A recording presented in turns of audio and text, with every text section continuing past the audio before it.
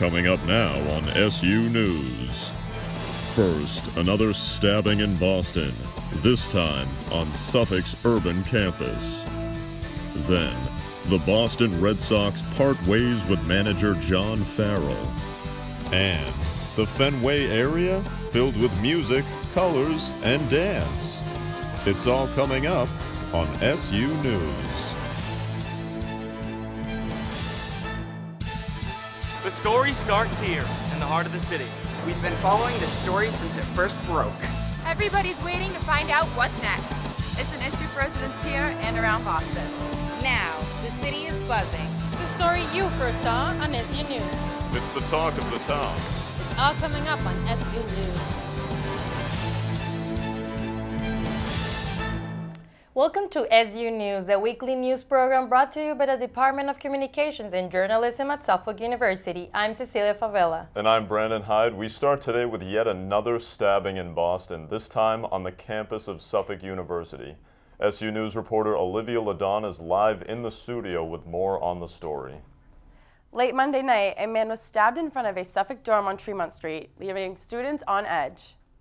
The 5 minutes that I stepped into 7-Eleven, I walked out and there was just blood on the ground, a trail of blood leading down Tremont Street. Piles of blood and a pair of scissors were left right in front of the door. Suffolk police were on scene and immediately contacted Boston police. Suffolk students recorded the incident before police were able to clear the scene. Police blocked students from entering the building until all blood and weapons were cleared. We spoke with students who saw the incident. It was just so scary, and thinking that we were there 5 minutes before everything happened and that everything was going on, I just feel like it was just very shocking for everybody that was stuck outside of the dorm and couldn't go back inside. I definitely think it was a bit concerning because as I was walking down the street, I witnessed a trail of blood as I was walking back to 150. So I definitely think that SUPD needs to be more cautious of that, and we should in the future get a text message if something this traumatic is happening right in front of our dorm.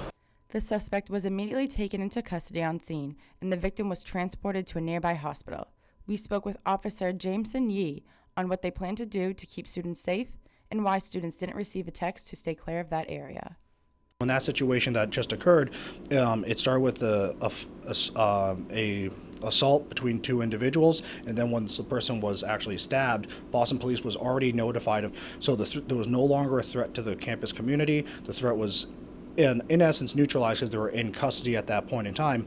So once they were done with that and they processed that individual and transported them, there was no more threat, so there was no need for us to notify the community in that regards. So we're going to be patrolling those areas as well, but we also offer campus resources. We have the Live Safe app that you can utilize to report incidents to us. You can request walking escorts, and obviously the walking escort program is there 24/7 free of charge to everyone in the community. Students say they are hoping that Suffolk police will increase security around the dorms so that the campus feels safer. For SU News, I'm Olivia Ladon. Back to you guys. Well, Red Sox fans around New England are sitting on the edge of their seats.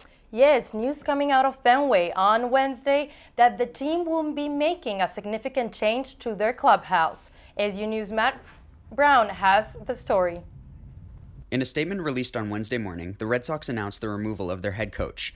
Later that day, Sox president Dave Dombrowski took questions at a press conference, breaking the news. You weigh a lot of different things that become involved, and to me, I thought that it was the appropriate time to make a change for the betterment of the organization to move forward. The big question, the reasoning behind the firing of Farrell. Unfortunately, Dombrowski failed to reveal the motives behind this big decision. It's a major decision. Those are things that you keep to yourself, but I don't think you get into particular instances. I'm not going to get into particular situations that really made the final decision. After the meeting, Red Sox tweeted this letter from John Farrell regarding his removal as head coach. He wrote, in part, "I have enjoyed every moment of this job, its peaks and its valleys. There are few, if any, positions in life that create so much passion on a daily basis. I thank John Henry, Tom Werner, Michael Gordon, and the ownership team for their faith in me and wish them nothing but the best moving forward." During Farrell's tenure as manager, the Red Sox won a World Series in 2013, finished last in the AL East consecutively in 2014 and 2015, and finished first in the AL East consecutively in 2016 and 17. both years with losses in the first playoff series. Sox fans, regardless of Farrell's mixed bag of accolades, are rejoicing at the fact that the Sox are deciding to change it up. I applaud the decision. It was a long time coming. I actually just recently became a Red Sox fan again because of it. He just made bad decisions all the time. The general consensus from everybody I talked to who was huge Red Sox fans is that he never did anything to benefit the team. He was just kind of there, and he just happened to be the coach. As Columbus Day came to Boston this past weekend, the city's community had a chance to celebrate art, music, and culture. For the 16th time, the Fenway Alliance organized an event full of colors, music, and creativity. Opening our doors gives people the opportunity to go inside 21 different institutions in the Fenway area. Some of the artistic and cultural activities included painting, playing instruments, and singing. It's interesting just the various types of art forms that you can see. So it's been really fun. The kids are having a great time with it. Beyond the cultural experience, some say this is also an opportunity to promote unity in society. Instead of highlighting kind of the racial and cultural tension and division that's historically occurred in America, it's a way to really bring people together, celebrate the local community and beyond, and just show how diverse the Fenway community really is. Those issues highlight the importance of having a day of free access to art. We're all at different places economically and time-wise, but to have one day where everyone can just come and participate in the arts, I think is really important. The Fenway community truly enjoys this event every year, and through all these fun activities, it brings the community closer. Next on SU News, two historical legends making headlines, but for different reasons. Stay with us.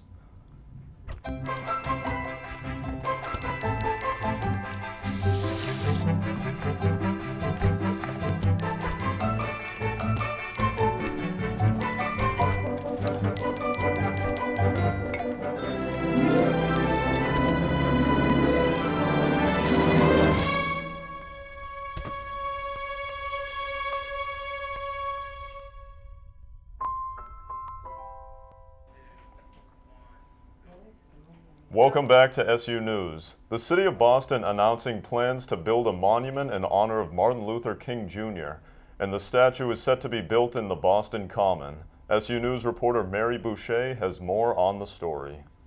A well-known Boston tech entrepreneur is working closely with the members of the Boston community and Mayor Marty Walsh to build a monument in honor of Martin Luther King Jr. Paul English is working hard to make sure Boston has what he calls an epic monument to pay tribute to Martin Luther King Jr.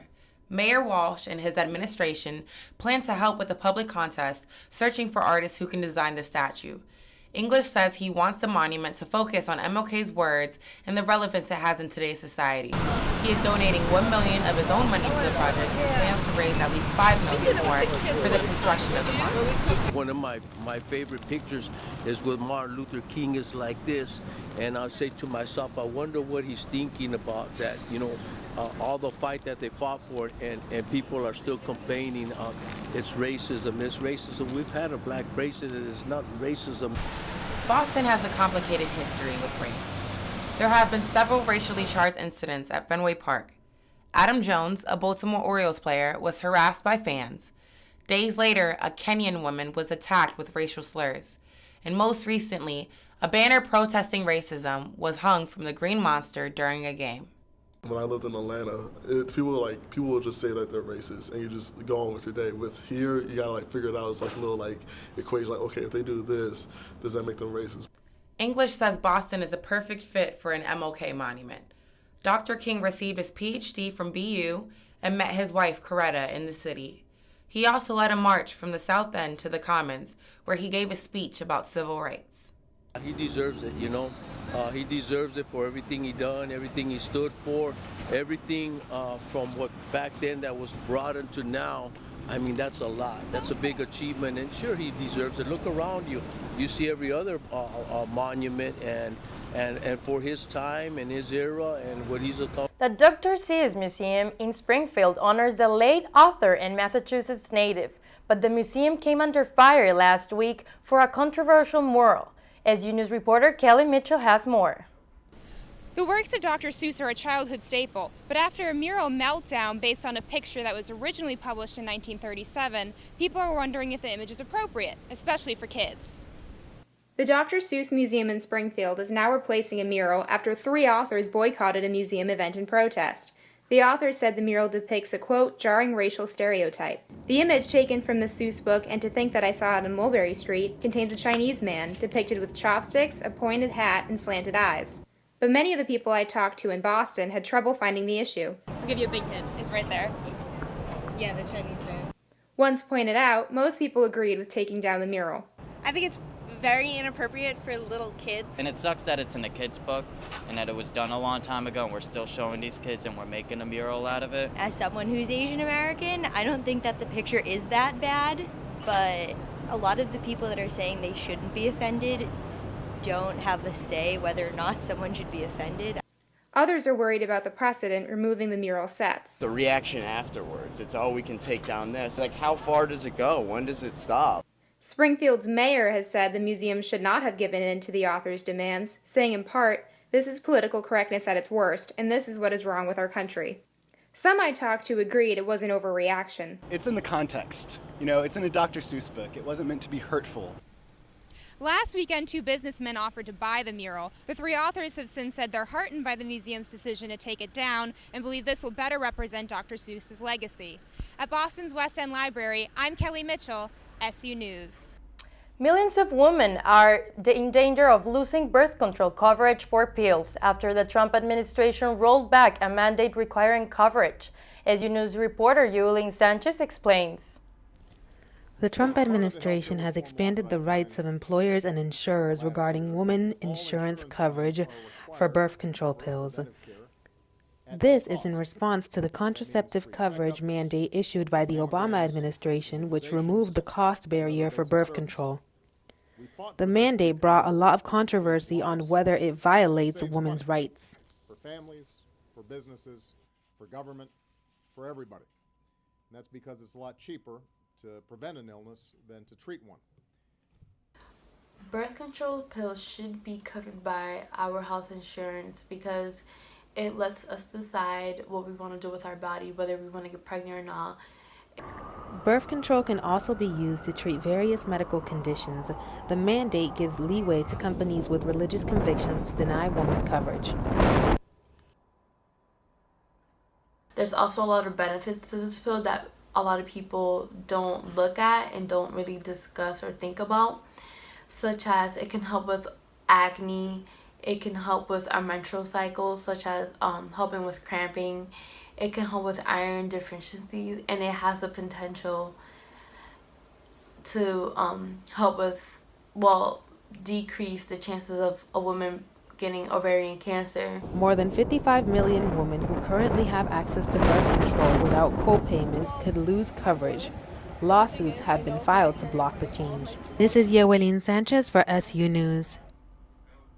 Coming up on SU News, the Freedom Trail and a makeover? We'll explain. Also, a local radio personality making an appearance on Suffolk campus. We'll be right back. Stay with us. Sure, I look cute now, but when my owner lost his job, it was rough. I was living on the street, and one night, me and this Cocker Spaniel got into it so bad, I wound up looking like an ice cream cone. I cried a little bit, but thankfully I got rescued, so I'm running, I'm jumping, all back to my old self, and I'm ready to give unconditional love, even if you put a lampshade on my head.